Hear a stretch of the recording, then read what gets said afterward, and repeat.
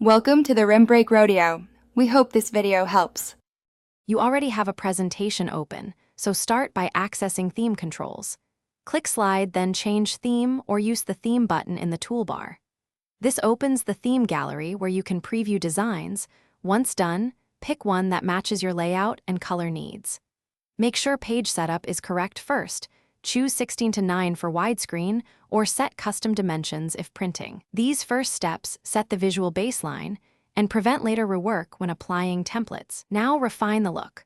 Open the theme panel and use Customize to change colors, fonts, and background images so the theme fits your brand.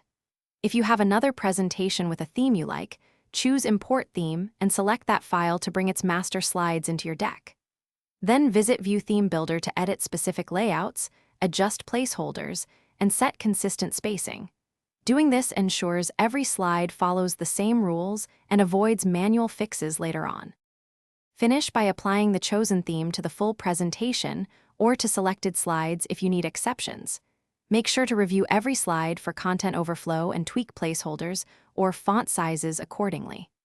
If something looks off, use the theme builder to correct masters rather than editing individual slides.